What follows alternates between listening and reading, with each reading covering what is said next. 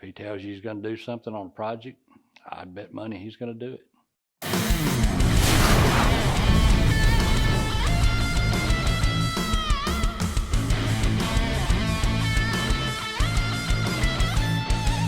After 20 years, I'm fortunate enough to have become friends with Dale Fox.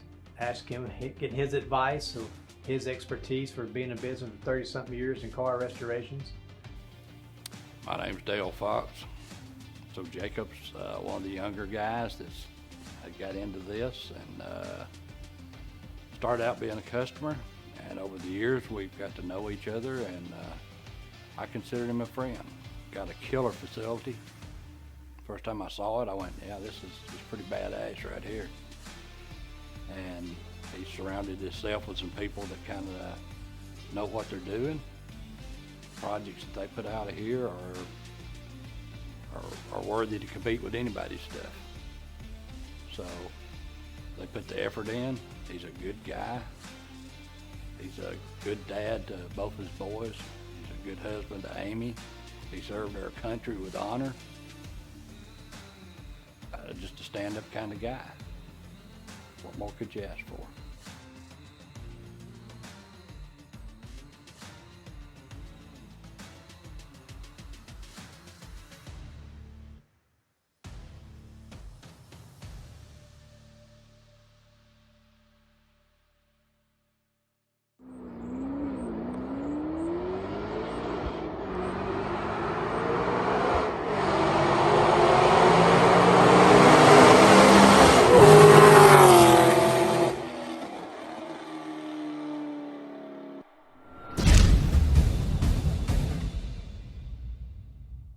Jacob's been a good father to both his boys.